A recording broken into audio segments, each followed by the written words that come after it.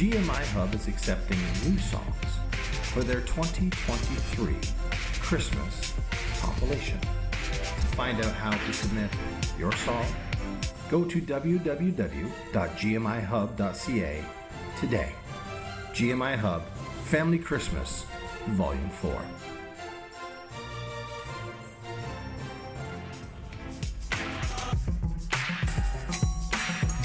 Now is the time to submit your original Christmas song.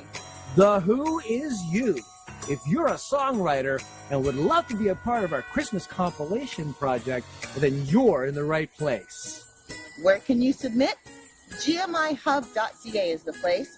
Please visit our website at GMIHub.ca and click on Family Christmas to find out how you can submit your song today.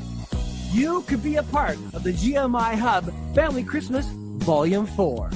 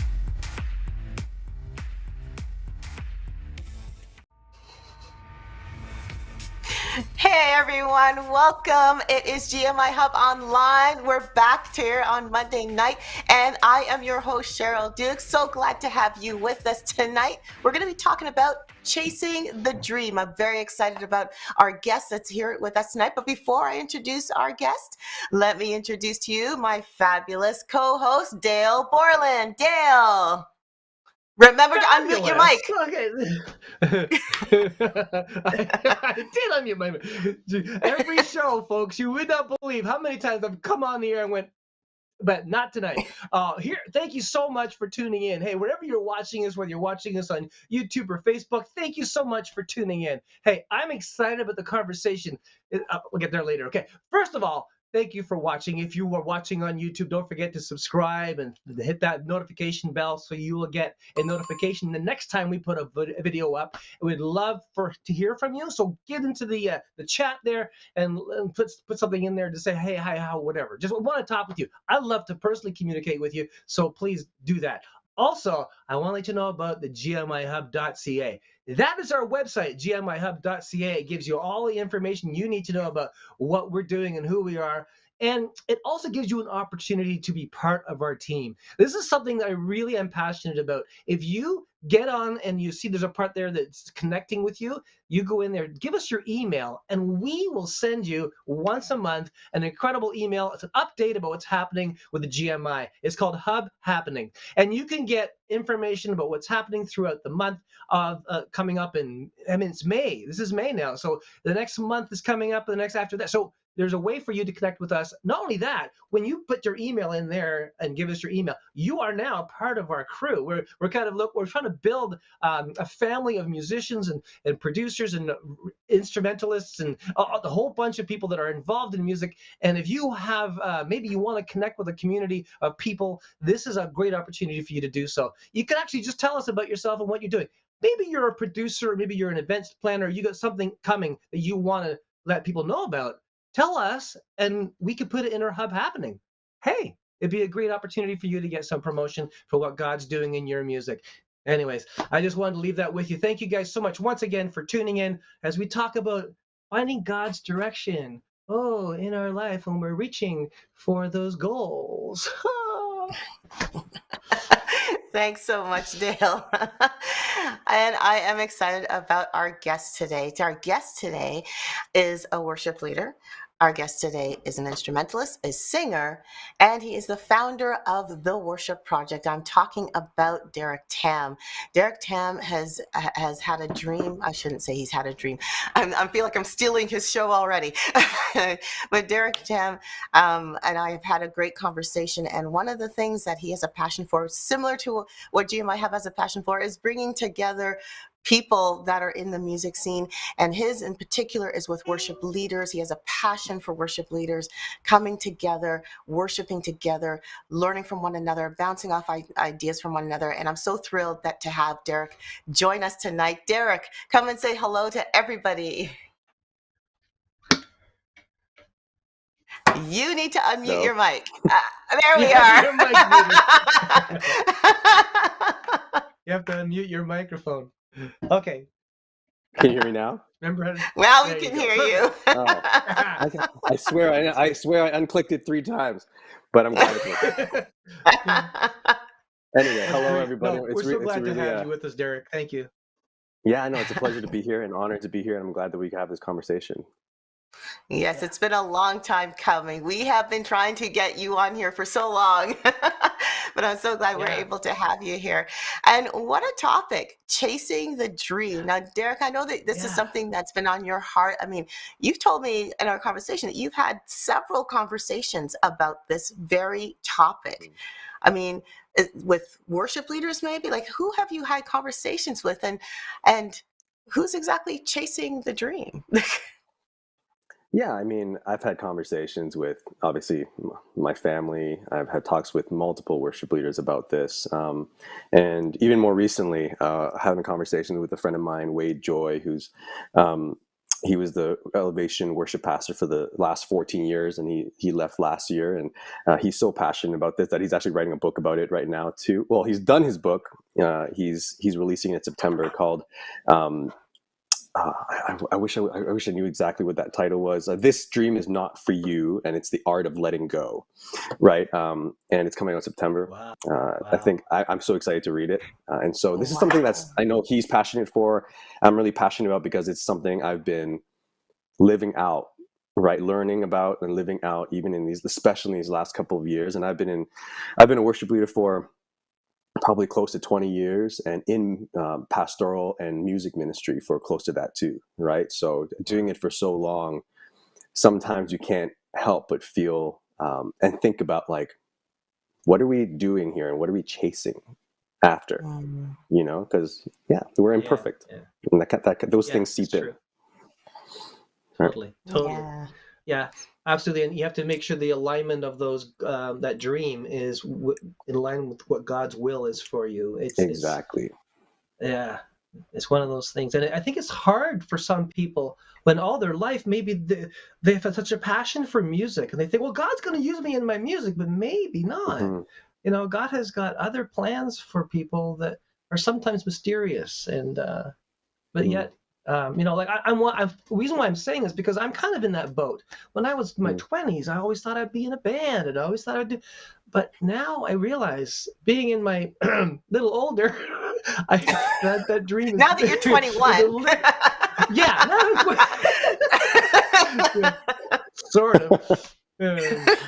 Okay. So. Yeah, I realized that, you know, God has used me in other areas, and that's the kind of thing we're talking about here, because God may have taken you to a certain place for a certain reason, and anyways, I totally get that. I love that. Yeah, well, I think it's normal at varying levels that all of us have a sense of ambition, right? And I think it's a very good thing. Whether you're an artist, you're a worship leader, a pastor, or even in any non-ministry role in the workplace, like, it's good to have that ambition. I think it's more about, like, where is your motivation coming from? And a lot of times I don't think we give ourselves enough heart check, right?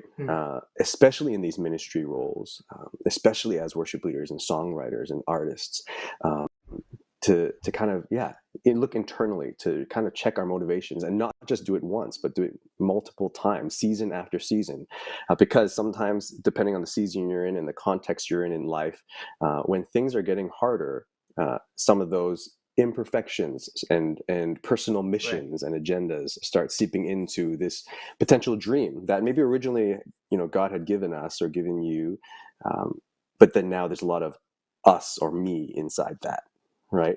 And again, these are things that I've been learning personally through my last 20 years, of ministry.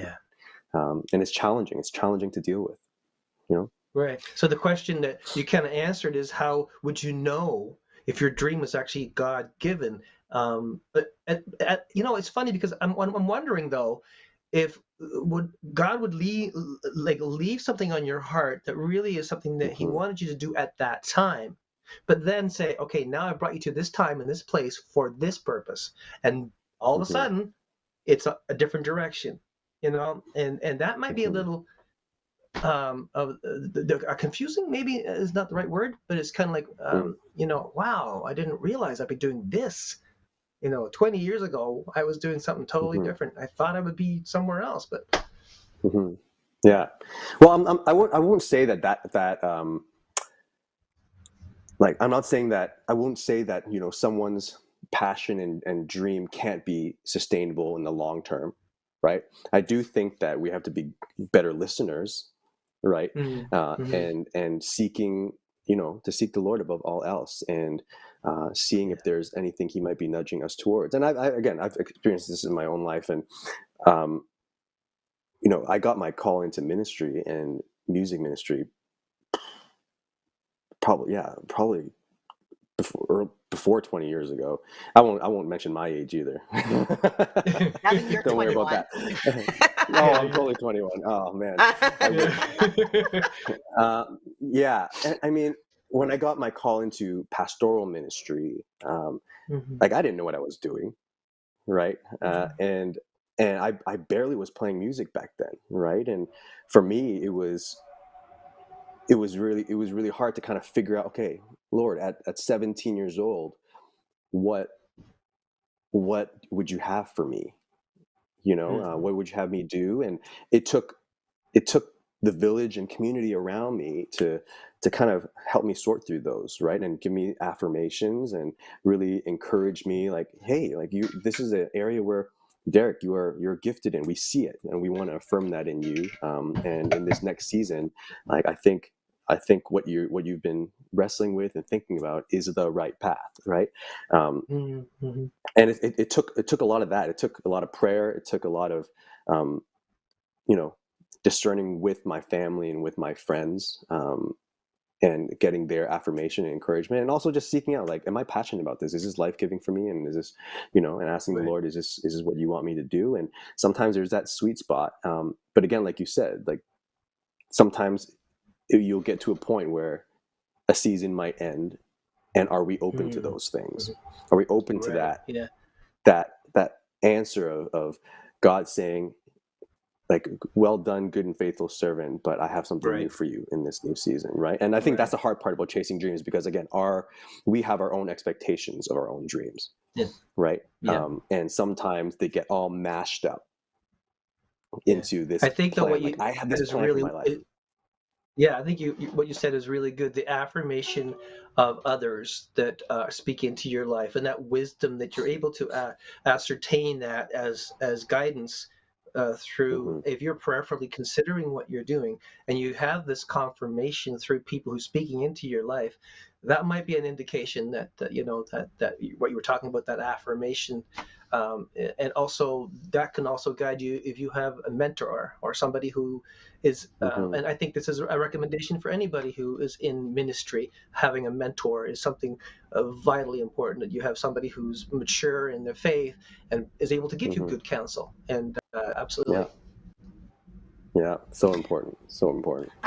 As you were talking, I started thinking about, my head went into biblical characters, and I started thinking about Abraham, and thinking about Abraham, or I guess he was known as Abram and Sarai at that time, and their dream of having a child. I mean, they ended up chasing a dream, and yet in some ways it was a God-given dream, because God did say, Abraham, you see, count the stars, I'm going to give you this many descendants, and they're all going to come from you, right?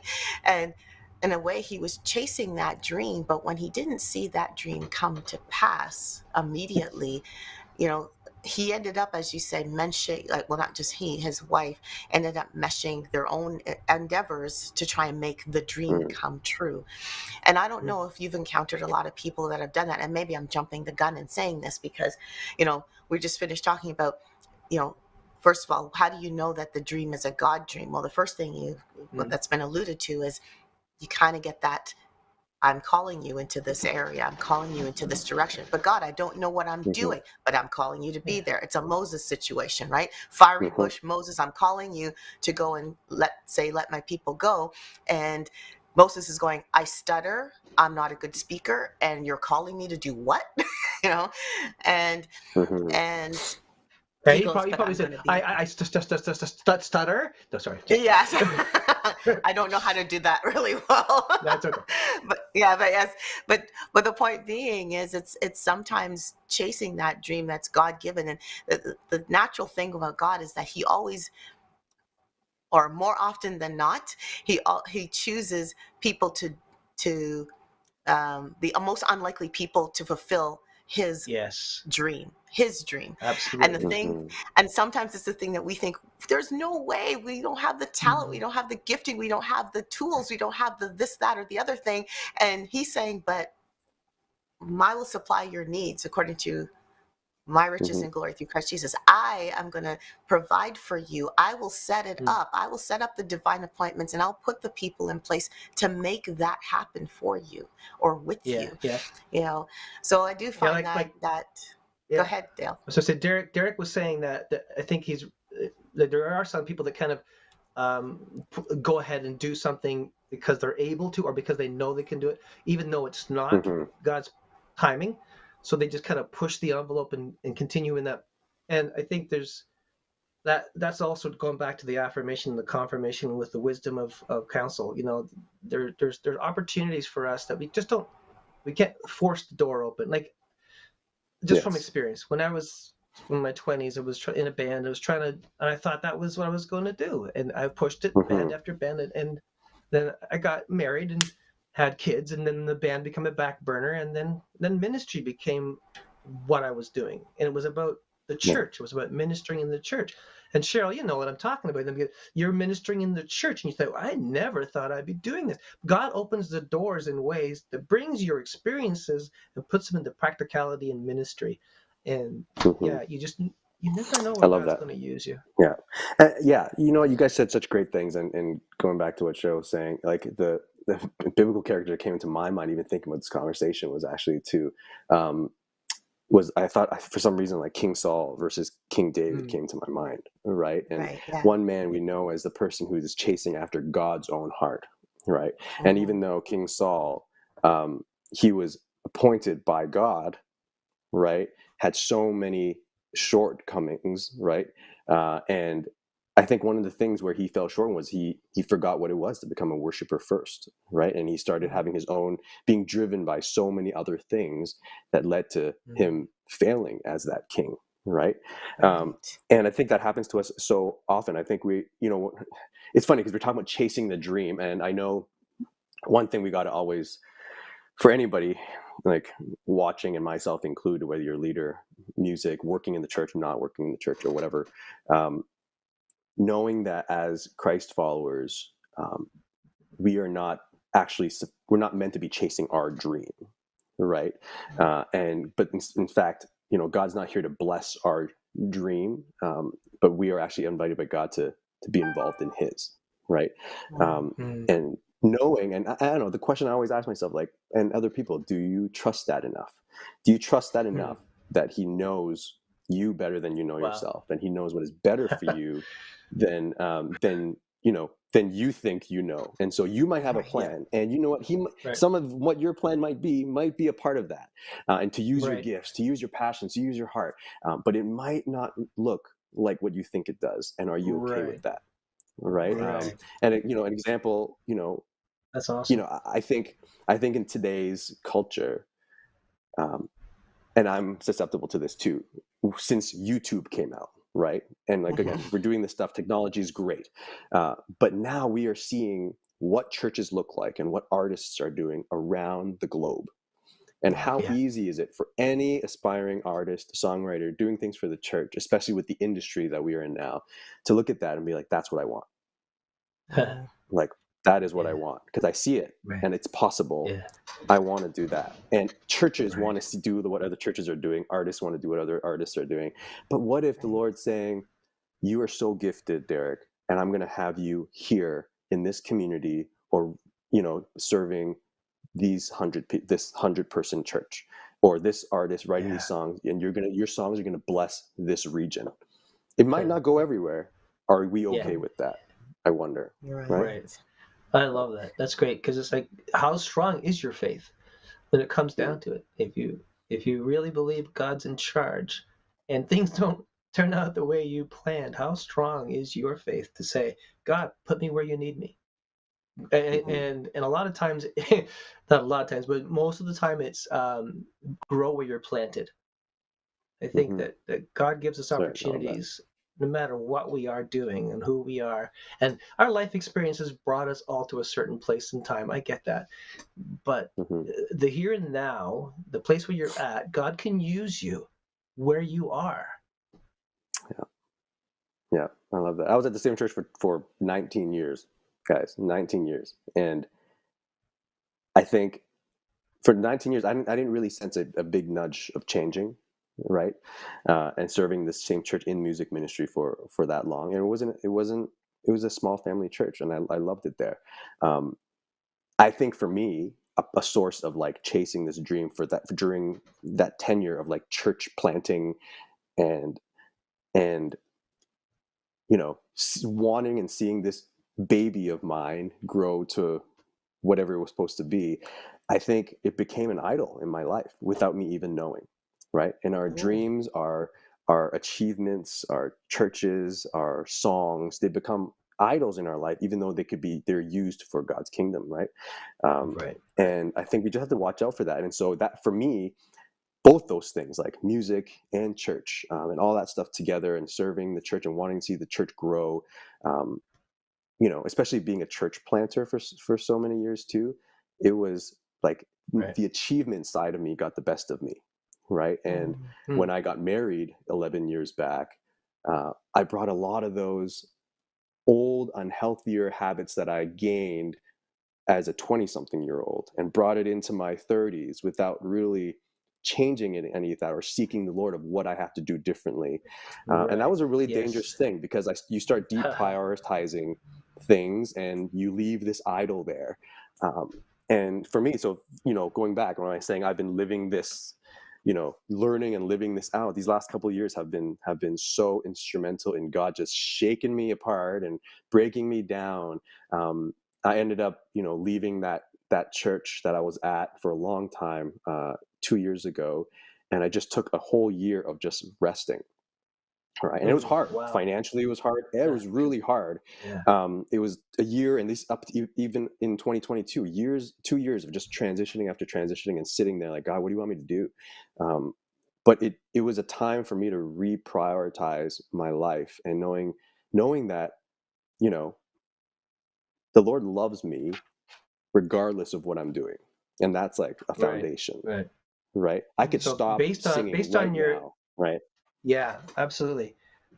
Yeah, so based on your experiences, you've learned something from that, right? So what kind of tangible lessons could you kind of allow for us, if you could, not to, without being too private, but something that might help somebody else? One, I think we kind of touched on some of them. If there's some lessons that I've learned, the dreams just aren't as concrete as we think they are. God's plans for us change, right? Not that he's changing his mind. That's not what I'm saying. I'm saying that, like, in different seasons, he might put us in different places. And I think that sometimes defies our expectation, right? And we have to believe, like, our God is a God who's at work and moving. And if he's moving, I think we have to expect that our lives might move a little bit too, right? And I think we got to be good at listening and learning and adjusting, and kind of be aware of what he's doing in our life. And example of that I was just sharing, as I've had my family now, it's my greatest discipleship that I've had has been really with my family, right? And he's been teaching me so much as I have young kids, like 4 and 6, and a wife who's so supportive in all of this, that I desire, and he desires me to honor him more in my relationship with him and in my relationship with my family as a husband and as a father, more than anything else, right? And that out of the overflow of that is the music that comes out, the songs, or the the church ministry and pastoring others, and that will not take precedence over the people he's placed in my life, right? And so it's a more holistic thing. Like, that's the thing. It's not just like one dream and one plan. There's you start looking at your life, it's like, oh, there's so many things that the Lord has placed around me. How do we honor him with all that? Right. I think sometimes we're just so it might be easy. Our vocation. Yeah, exactly. We get tunnel vision, right? Exactly. Sometimes that might be the because if you're focused on one thing, all these important things that end up being damaged or broken, and so I totally agree. You need to kind of diversify your focus and make sure you have first of all, your relationship with God, right? And that goes to your family, and then it goes to your ministries. So the priorities and how that puts your life in perspective. Yeah. And so anyway, like the one of the biggest things that I've been learning, as you said, Dale, is just how to do it all in a healthy way. And I think that's, in the end, that's what I'm very passionate about right now. And as I coach and talk to worship leaders, and I talk to my teams and everything I'm doing on the worship project, and just really wanting to empower and build up leaders, artists, creatives that will chase God's plan for them, and understanding that God has their best interest at heart. And he doesn't want us to burn out. He doesn't want us to crash. He doesn't want us to just keep having the same door slammed in our face over and over and over again. And when we start living into that, there's probably, like, we will know such satisfaction more than we ever have thought. And it's not what our expectations might be, and it might not be in the venues we think it is, or in the crowds that we think it is, or whatever. But just being open to where the Lord is placing us as creatives in the church and creatives in the world for Him. There's because I believe when we start chasing after the wrong things and idolizing things, then it just becomes a very dangerous playing field. And like you said, when everything else gets isolated, and it ends up hurting you and hurting other people more than anything else. Maybe it's a good segue to talk a bit about the worship project. Would you mind sharing? I mean, Cheryl's excited about it too. But could you just share a little bit more about what that's all about? Yeah, for sure. I mean, I started the worship project in 2016 summer. Again, you could tie all of this into what we've been talking about now too, right? And I've been learning, God, what would you have us do at the worship project? I never want this to be about my dream or my plans or my position or anything. But he, for some reason, 2016, he gave me this burden and this nudge and this big heart to see the church more unified. And I was like, what am I supposed to do with that? Like, what is one guy with that, who cares about this, supposed to do with that, But the worship project started out just in faith, took a leap, and it just started out with relationships with worship leaders, meeting up with them, and we started doing projects together. And year after year, God would give us just another bit to step out in faith in. And so 7 years later, we have become this like growing community of worship leaders, musicians, and creatives, and we're just passionate about serving that group of people, passionate about equipping them and empowering them to be healthier leaders, because I believe like healthier churches come from healthier leaders. And so the worship project hosts a lot of event-based things for this group of worship leaders and musicians. And we do community nights in the Toronto GTA area, a handful of times a year just for connection. We host 1 or 2 retreats a year up north, and we host a conference every other year. And we have one of our conferences coming up in the summer. yeah, just a couple months from now, and we're really excited for that, for our Wonder Conference coming up. Yeah, it's right there. There you go. That is Wonder awesome. Conference. Yeah. Oh That is man, I awesome. love And what you're doing. We at the GMI Hub are all about this. Guys, if you're listening to what's being said, this is our heart. We want to help you with the ministry God's given you to do the best effective job you can. And networking and, Mhm. and communicating and being there with each other and building each other up in Christ is the most effective way to help you to continue forward and to motivate you to do what God's called you to do. that's awesome. Mm. That's awesome. Oh, I get to speak. Yay. um, I was just taking it all in. And I was going to say we should go to a commercial break. But right after that, I wanted to go back to that conversation about recognizing even when you're chasing the dream and not falling into the danger of making idols. I wanted to go back and delve into that a little bit more right after this commercial break.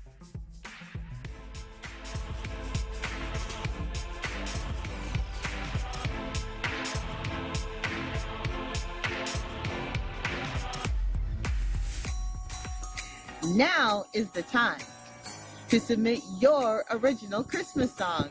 The Who is You. If you're a songwriter and would love to be a part of our Christmas compilation project, then you're in the right place. Where can you submit? GMIHub.ca is the place. Please visit our website at GMIHub.ca and click on Family Christmas to find out how you can submit your song today. You could be a part of the GMI Hub Family Christmas Volume 4.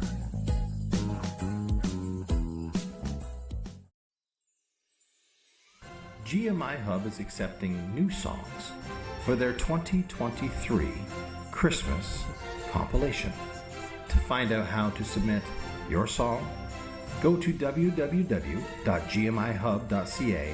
today. GMI Hub Family Christmas Volume 4.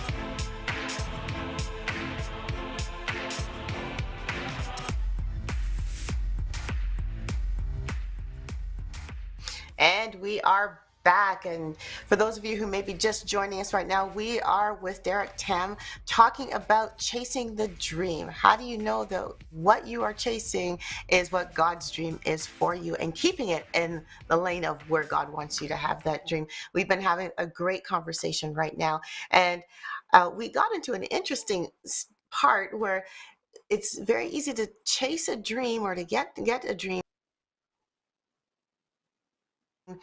But then somewhere along the line, sometimes we get our focus so much on the dream, we forget who the dream is for, and we start forming idols.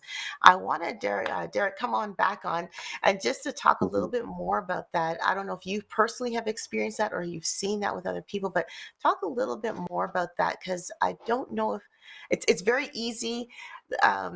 I think it's very easy to miss that. And I think it's such an important thing that we should be aware of. And I don't know if you can speak a little bit more about that. Yeah, well, I think probably easiest to share about some of that in my own life. And I think I alluded to it a little bit beforehand too. But like for me, it was like the church and ministry itself became an idol in my life, right? Where you start, and it's part of my personality too. And I think, again, there's some of those things when you start to know yourself a little better, when you know your personality. And I have a very, over the years learned that I'm like, oh, I have this like need to achieve something, right?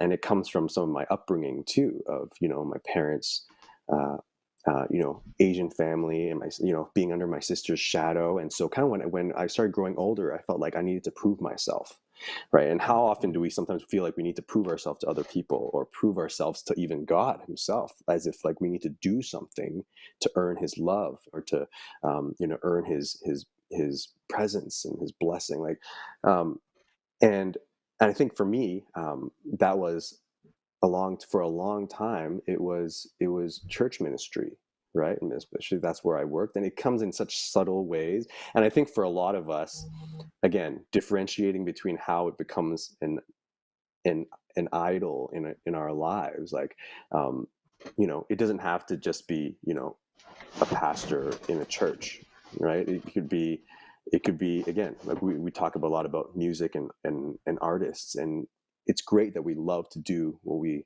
do. It's a privilege, all of us who are like creatives and songwriters and worship leaders. It's so amazing. But it's when you search within, and our focus is not really on him anymore, if you know what I mean. And there's a lot of, it's almost like, I don't know if I read this book. It's by John Ortberg, and he talked about shadow missions, right? And how the mission of God is here, but it looks so close to the mission of God. It's like just a sliver off. But as you keep walking and keep walking and keep walking, you just start diverting further and further and further from what the Lord wants you to do, right? And I think that's just an easy thing for us to walk. I don't know if that answers your question, but that's just a thought that came to my mind. I think for every person, regardless of whether it's within the church, or our own hopes and dreams of whatever we're trying to accomplish, really, right? Like all those things can become idols in our life, right? Yeah. Right. Yeah. And I think what you said was key, is when the focus turns away from God, that's the danger of it becoming a bit more of an idol. And the reason I wanted you to talk about that more is because of that.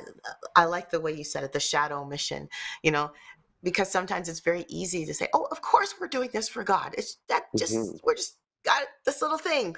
That's just exactly what God wants, right? It's just like this. And then all of a sudden it goes like this, and, and, uh, and the reason I want to bring that up, because it is so easy. It is so easy to fall into that trap. And that's why I wanted you to address it again. I didn't want to skim over that. Part of chasing the dream, or what I was going to say, living the dream, but I found out that's really not what it is. But part of chasing the dream is literally staying in tune with the dream giver. And I think Right. I think what's happened is very easy, and I have seen it. The same examples that you're mentioning, Darrick, I have seen it in churches. We've seen it outside of churches, where the language starts changing as well. I don't know if you've heard this, Dale and Darrick, but I've heard the language change to, but my ministry, and I am doing this, and my, and when I hear a lot of I and my, I start thinking, then whose ministry is this again? Who's this for? Kind of like, And so when the language starts changing, then then there's a concern to me of the focus not being a God anymore. It's on something else, its own personal thing. I don't know if you found that, but that's one of the things that I have heard. Like the language starts to change around it. So it's just something that I thought was kind of interesting to talk about. And now we've talked about that. It's how do we redirect ourselves? Like, first of all, it's recognizing it, but how do we reset? I know you said in your own personal life, you took time to reset, but what did that look like, resetting for you? What did that kind of look like? Yeah. I mean, for me, like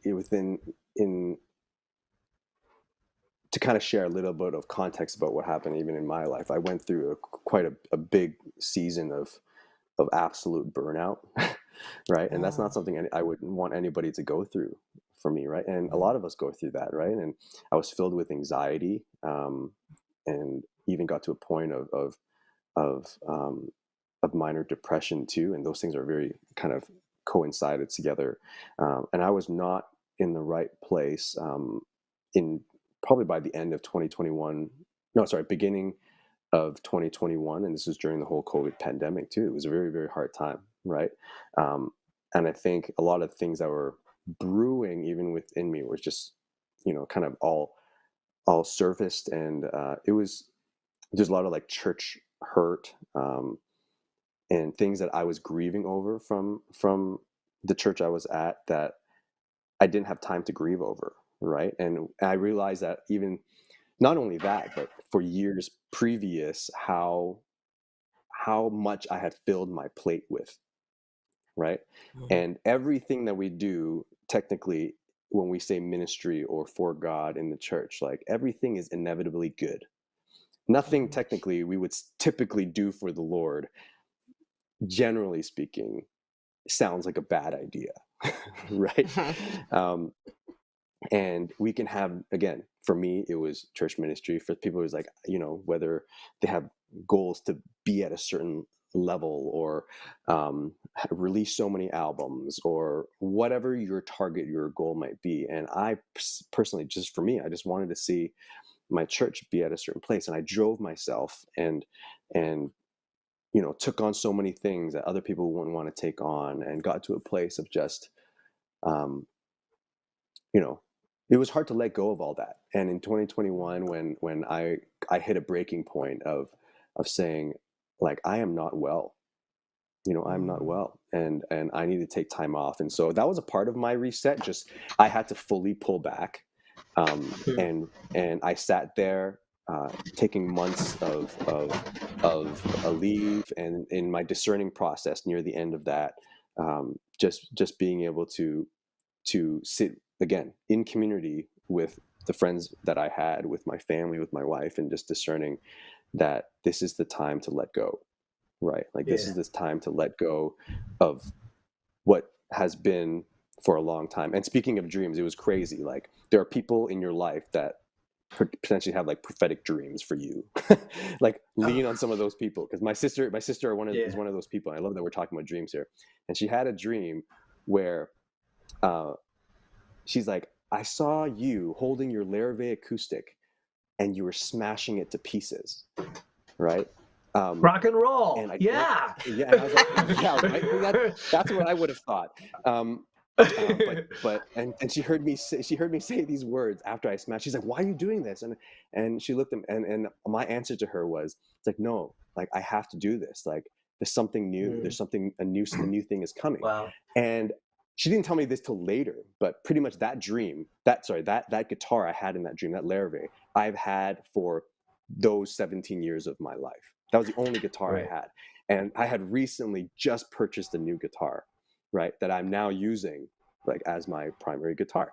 And that was literally in that moment of discernment of like, what am I doing? And this is a part, again, of like, who are the people that affirm you and share with you these things of, are you on the right track or not? It was definitely a clear sign, like, Darrick, you got to let go of what was, and enter into what is new. And I didn't know what that was. And, again, Worship Project was still young then. I took time to go on sabbatical and truly rest with my family. And I think sometimes the act of just stepping back for a moment brings so much healing and reset, because when you're just grinding, and Dale, you talked about it before, like, even as artists in Canada, it could be a very big grind sometimes, right? And sometimes you need to just take a step back and reflect on what you have done and ask the Lord, like, what is this still the road you want me to? Because it's been a very hard road, and some people need to just push through that, and some people need to step back and look like, maybe this isn't the road I need to take, right? But you won't get that opportunity unless you stop for a moment, right? And go to the mountainside and pray like Jesus did. Yeah. True, eh? No, I think that there's wisdom in that. If there's an opportunity for you to, if you come to the place where you're like, I need to, something needs to change. It's either me or what I'm doing, or something has to happen. And then there's an opportunity there for a recalibration. I know many professional artists who have been in the secular industry and they came to their faith and they just gave up their music because it had Mhm. so much baggage, and God had to Absolutely. Yeah. redeem their abilities and their talents and their gifts in order for them to get back into that music again. And I That's right. understand that. I really do, because it's the whole spiritual aspect of I'm recalibrating with my faith and who I am, and the music is not the priority. It's God is the Mhm. priority. Mhm. That's right. I love what you said there too, and that's exactly what I was even saying about, like, it doesn't mean we have to give up our gift specifically, but the avenues in which we potentially might use it and how it's being used for him might look drastically different.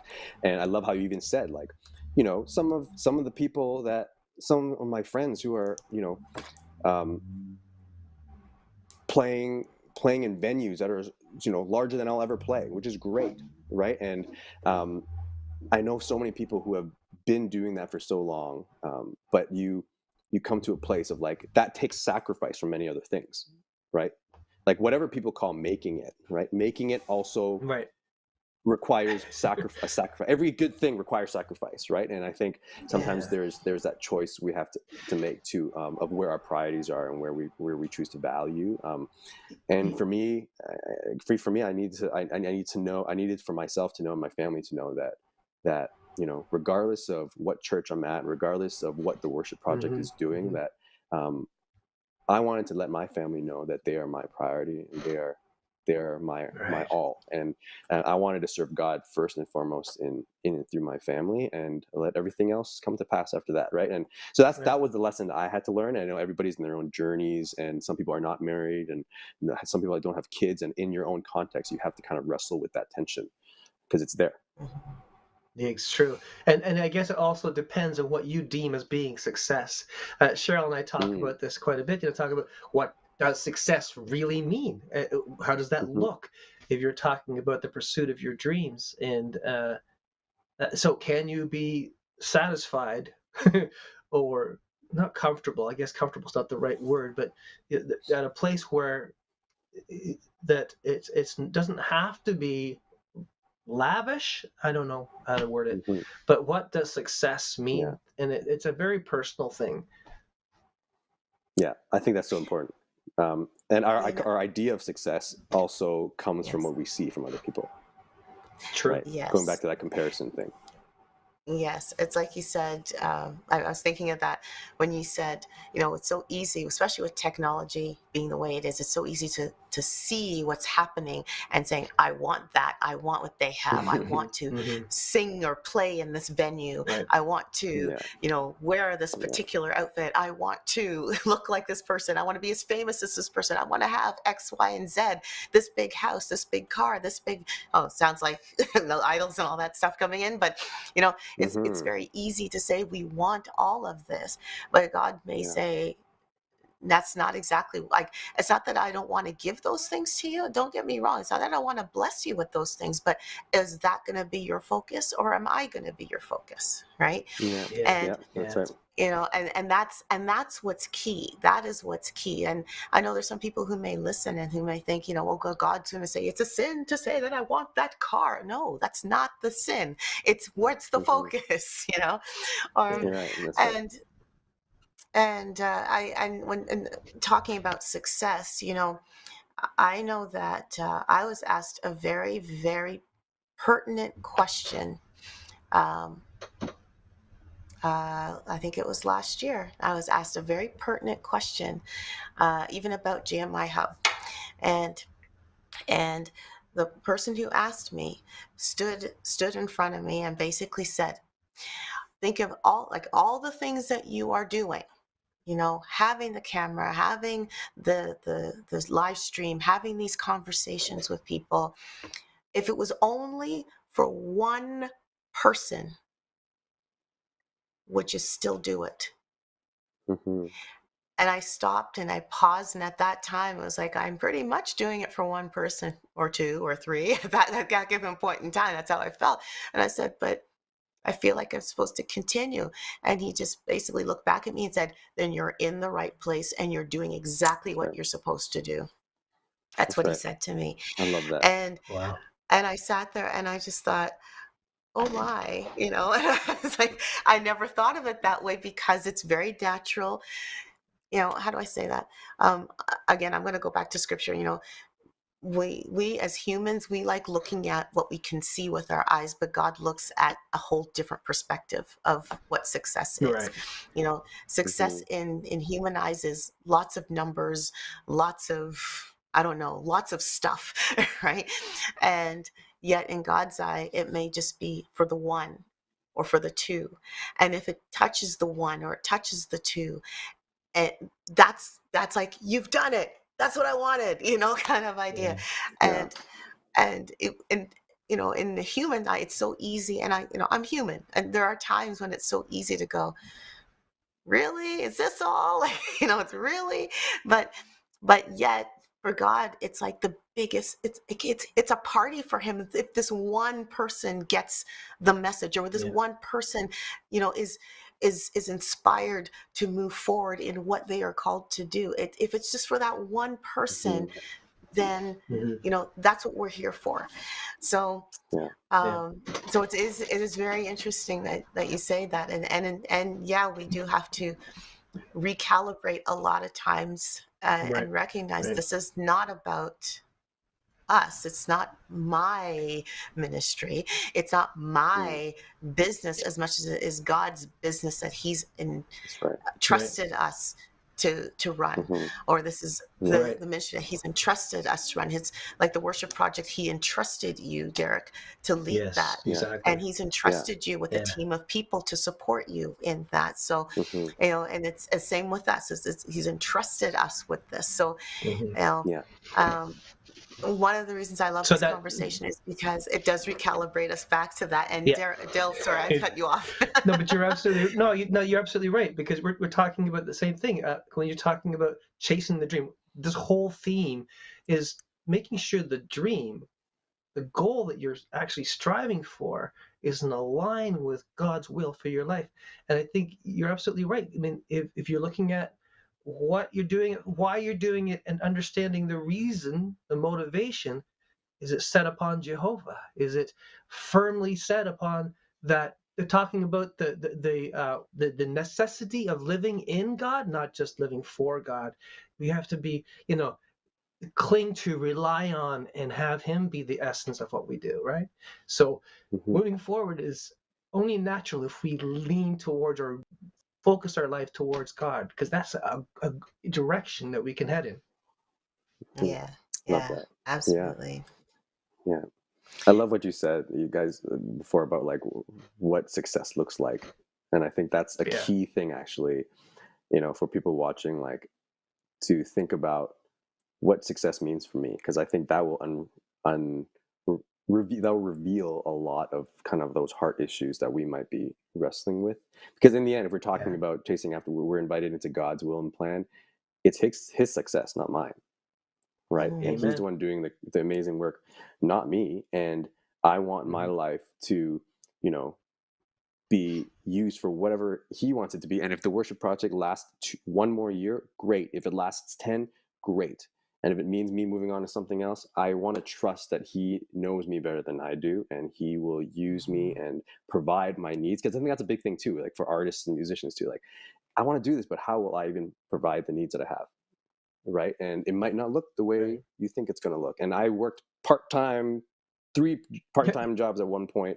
And it's not easy, but it was also his providence. Right. During those seasons of my life, knowing where he wanted me to be. So all to say, it's like, what is success for him? And I know for a fact, and I had to sit with this, that Gyra song, I've never been more loved than man. I had to sing, I've never been more loved than I am right now. And like that, the whole line of like, I don't need a trophy to make you proud. I had to sing that over and over and over again for 2 years, and just like meditate on those few lines, right? And I think all of us need to do that a little more. You need to marinate and just let that be true. Yeah. That's awesome. Well, you know what? We got a few more minutes. Let's see. Summarize. Let's do some words of wisdom here.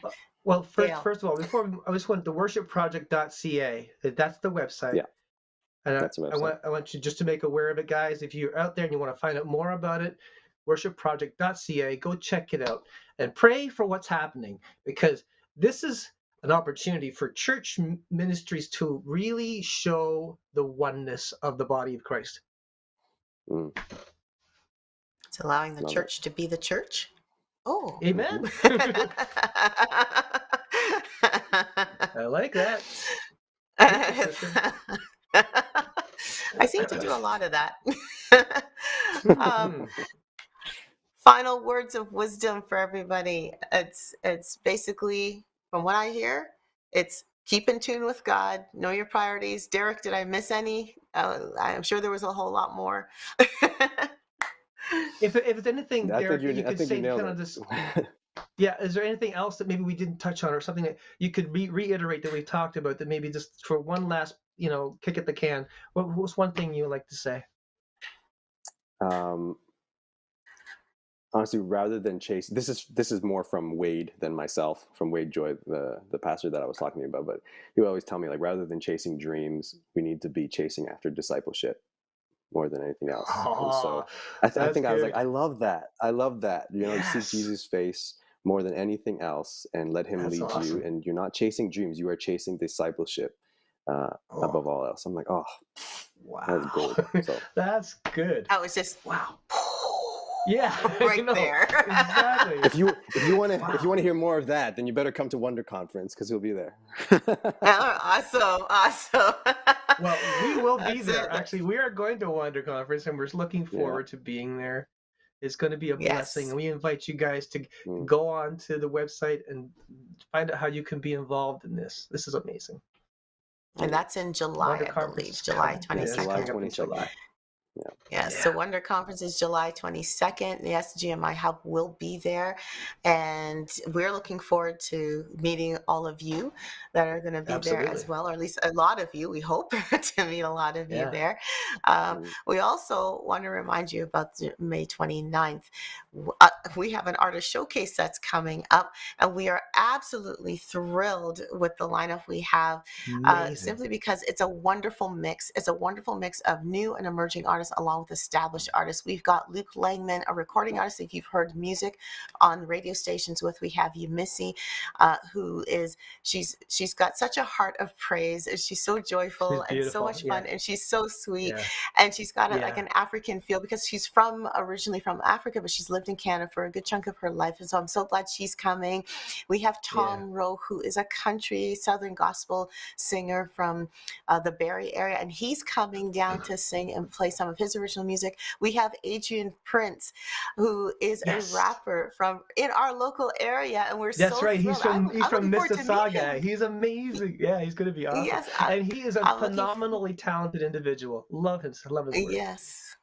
And we have Jason Dunn, who is, if you've heard of Hawk Nelson, he was the front man for Hawk Nelson, and now he has ventured on his own, and he is coming down to be there in person to play some of his original music as well. So we are thrilled. He's got a heart of worship, and he's also a rock. He has a heart of rock and a heart of worship. It's kind of cool.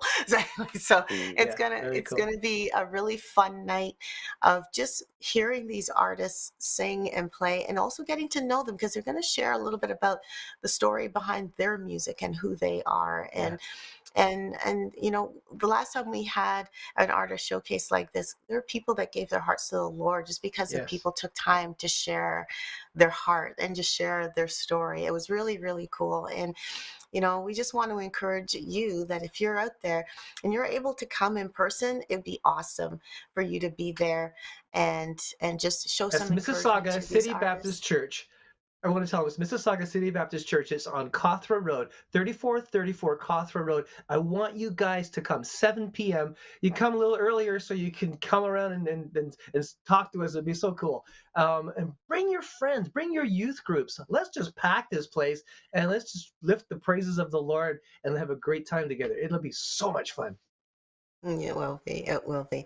We will be live streaming some of it as well on That's right. Facebook and on YouTube. So you can certainly tune in on Monday the 29th and watch if you cannot make it physically to Mississauga. But either way, show your support and be there, and show your support for the Wonder Conference, which is July the 22nd. I got that date right? To be there and go to not Wonder Conference, the worshipproject.ca to get some more information. Darrick, thank you so much for being with us. Absolutely awesome hearing your heart, hearing your journey, hearing your story. And we look forward to joining hands with you as you bring unity, and we're here to bring unity as well, because we talk about it: unity, community, mentorship, talent growth. We share the same heart, so we look forward to working hand in hand with you on this as well. And for all of you that are watching, thank you so much for spending time with us, and be back with us next week. We will be back, and well, just tune in. You'll see who's going to be here with us. I know we have people. I just got to remember who. we will promote. Just watch our socials and make sure that you see. We'll be posting about this on Facebook, and we're going to make sure you guys are aware of what's happening next week. It's going to be amazing. Anyways, no matter what we do, it's always amazing. Because we have amazing. Actually, I do remember. We do. Yes. It's royalties. We're talking about royalties again, and what you can learn with your royalties. Yes, that's what we're talking about next week. So tune in next week on Monday, same time, same channels, Facebook and on YouTube. I hope you enjoyed. Come back next week and have a great week. Bye for now.